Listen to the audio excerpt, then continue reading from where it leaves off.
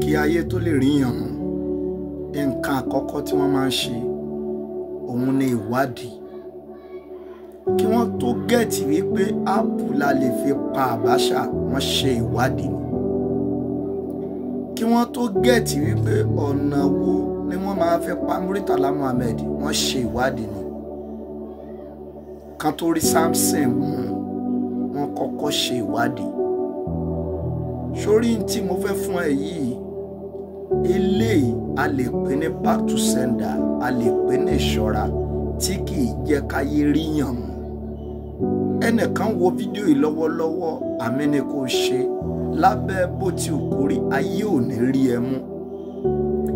Ẹ̀yin tẹ́ máa ń bẹ̀rẹ̀ nǹkan yẹn máa ní bẹ̀rẹ̀ tó dá o.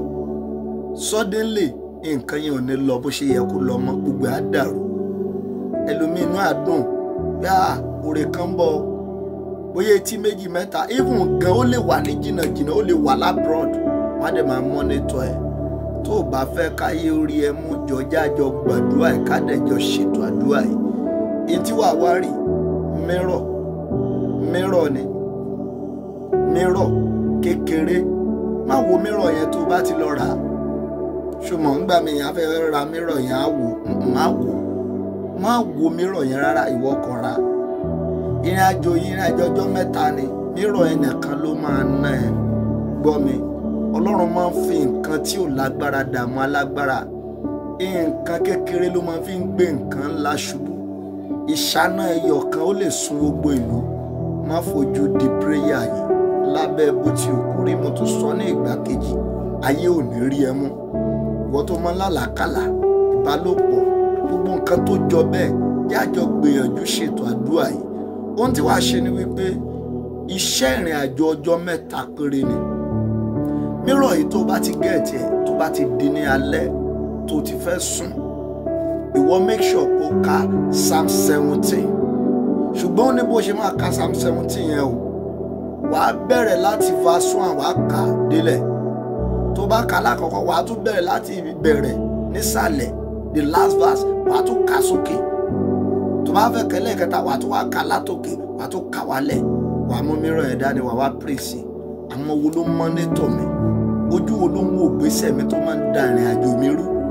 Ojú wo ló ń mọ gbogbo tí n bá dáwọ́lé? Ojú wo ló ń wá ìdí mi? Olúwa fọ́ bó o ṣe gba ojú lọ́wọ́ Sọ́ọ̀lù lójú ọ̀nà Damasco. Olúwa gba ojú lọ́wọ́ wọn. Ohunkóhun tán lè fi máa yẹ ìrìn àjò mi wò. Ṣé Ifá ni, ṣé ọ̀pẹ̀lẹ̀ ni, ṣé ọ̀sán yìí ni? Olúwa jẹ́ kan mọ́fo. Wà á ṣe prayer yẹn dáadáa. Alẹ́ ọjọ́ àkọ́kọ́, make sure kó o fi mírọ̀ yẹn fi sábẹ́ pílò ẹ̀ kó fi rọrí. Ẹ̀yin aládùúrà ni o, tó dá lómi lè gbàdúrà ṣẹ́jú kan, alóò ti gbàdúrà. No, wà á gbàdúrà dáadáa. Fi rọrí. Àlá tó bá lá ó ṣe kókó. Ó yẹ kó lè pè mí. Àlá báyìí ni mo lá, dádì ẹ bá mi tú. Wà á repeat iṣẹ́ yìí fún ọjọ́ mẹ́ta ọ̀tọ̀ọ̀tọ̀. Nígbà tó bá wà nínú iṣẹ́ yìí, yẹra fún àìmọ́. Má ní ìbálòpọ̀.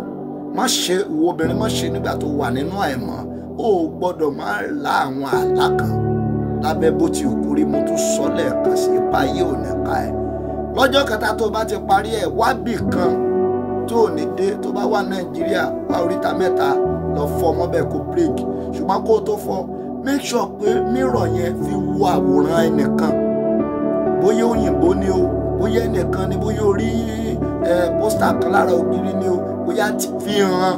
Má jẹ́ kó jẹ́ fámìlì tiẹ̀, má jẹ́ kó jẹ́ wọ̀. Kò fi mírọ̀ yẹn wo àwòrán ẹnìkan tí kì í ṣe wọ̀. Ọ̀tá ti mọ́fò lórí ayé ẹ̀. Tó o bá ti ṣiṣẹ́ yìí, lọ parí ẹ̀. Tó bá wà Nàìjíríà, parí ẹ̀ sórí ìta mẹ́ta. Tó bá yẹ pé abroad ló wà, make sure kó lọ fọ́ síbi kan tó ní gbé mọ́. Gbogbo ojú inú àti tìta tí wọ́n fi mọ́nítọ̀ ìrìn àjò ẹ̀, Ọlọ́run ti fọ́ lórúkọ Jésù. Ìjọba mi share program yìí fún ẹ̀bẹ̀ àdúrà, ìtọ́ni, àbò fẹ́ wádìí nǹkan kan, fẹ́ kí n gbàdúrà fún ẹ, àbò fẹ́ ṣe nǹkan kan tó fẹ́ fi síwájú Ọlọ́run.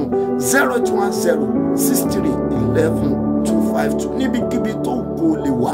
08106311252 òun náà ni WhatsApp nọ́mbà mi. Apostle Prophet Oyetola Ọmọládéwúrà ló ń gbàdúrà fún ẹ lábẹ́ bó ti kú rí. Apá ayé ò ní ká ẹ, ṣùgbọ́n mọ̀ kíyèsára, ó sì máa gbàdúrà. Shalom.